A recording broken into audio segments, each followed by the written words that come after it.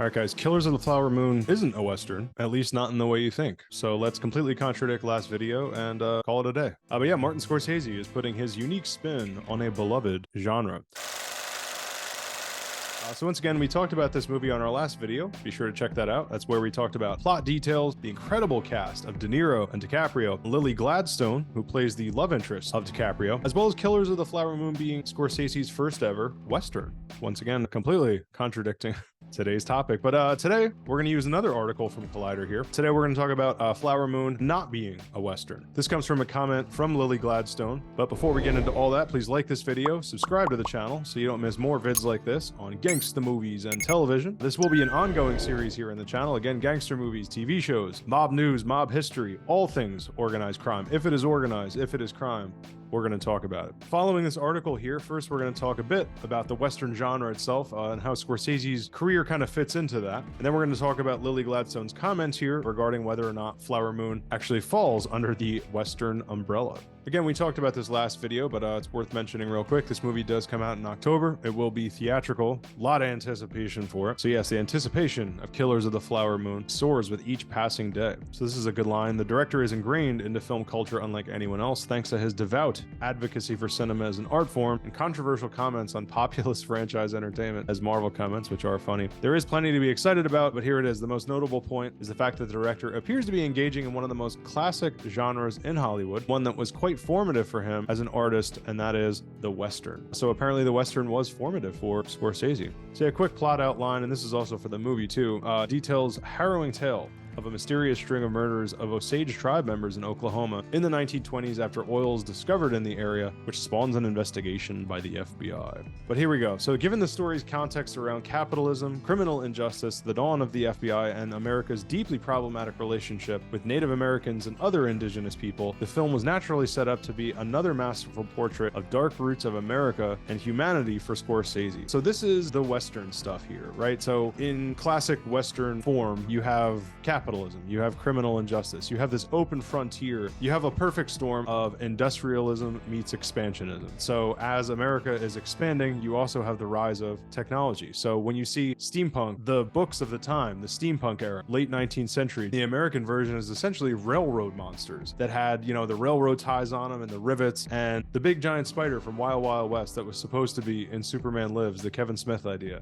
Aside from the FBI stuff for a minute, capitalism, criminal injustice, you have this new frontier. Basically what I'm trying to say here, what is a Western? Like what constitutes a Western? So that's what's kind of interesting when you think about Scorsese. On the mob side of things, this is very deeply connected to a lot of the themes with the mob. How much is enough? You know, Tony Soprano, obviously not a Scorsese property, but nothing is ever enough. The fascinating thing about Tony Soprano is that he has all the money, all the power, all the women. Nothing is ever enough. Nothing's enough for his wife. How much jewelry could this woman wear and she's still happy to get it into the last season? I've been rewatching up to the last season, one of the last episodes. She's still happy to get a gold watch. So I think that's going to be interesting to see the idea of nothing is ever enough for not Italians in this case, but De Niro, who's a cattle herder, and he's this kind of corrupt Yellowstone type character. So it's going to be cool to see the capitalism side of Scorsese, but with the Western. But on the dawn of the FBI, that's going to be some interesting stuff because that's in the title of David Grann's book. So we're going to get a lot of interesting FBI history here because this is only the 1920s. For Scorsese, who does so many mob movies, the FBI is the arch villain of the mob. So I cannot wait to see the dawn. It's like the birth of the Joker for the mob.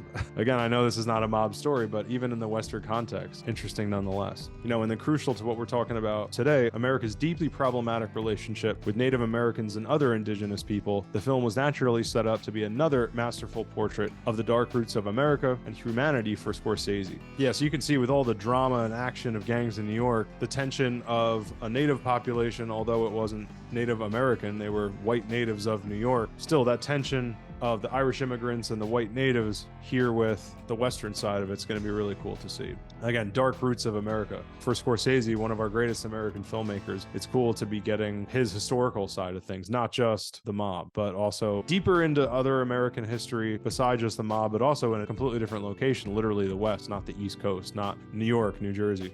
So it said he's very influenced by John Ford. Now, John Ford, I will admit, I'm not a huge Western guy. I do like some Westerns for sure, but I'm not like a Western expert by any means. So I can't really speak to some of this. This I thought was cool. They're saying that you can identify Western elements in Casino with Midwest gangsters riding into the Old West in Las Vegas, brushing up against local figures of power. Yeah, there's that scene in Casino. I forget the local figure of power De Niro sits down with, but it's so much. It definitely has to be a parallel, a nod to Godfather 2 when Michael sits down with that senator guy and he's just like, Mr. Corleone, your slick back hair, and he says all the derogatory stuff against Italians. Doesn't go well for that guy, to say the least. But yeah, there was definitely a feeling of that. Oh, which brings me to, this is something I definitely wanted to talk about. I've been reading up on The Godfather, getting ready for this mob series that we're doing here, and one of the things talked about was that in Godfather 2, aside from the more obvious convenience of escaping after you kill the heads of the 5 families, but also that you have this place in the West that you're expanding. It's the Corleone family becoming even more American. It's taking the American dream of the immigrant turned mob boss becoming rich and powerful, fighting back against essentially those who kept him down in the New York side of thing, rising up in the East Coast, but then coming out West and almost fulfilling in an epic way, as it is an epic trilogy, this kind of Western dream, this American dream of conquering the West. So in Casino, you could see that, and it's cool that Scorsese's going to do it in a literal epic Western. So let's get into the Lily Gladstone side of things. This is again Lily Gladstone's interpretation of Killers of the Flower Moon as a Western. So this all came from an interview with Empire. Gladstone likened Scorsese's film as less of a Western and more of a, quote, great American tragedy. Considering the harsh subject of the film, no one would argue with that title. It's saying that her character Molly Burkhart, an Osage woman whose murky relationship with her husband Ernest, who is DiCaprio again, serves as the heart of the dramatic arc. So here's kind of the heart of the article here. When elaborating on the public's rush to judgment when calling the film a Western, she stated, with natives and Westerns, we are so dehumanized that it just kind of feels like we're part of the landscape instead of humans that are telling a story.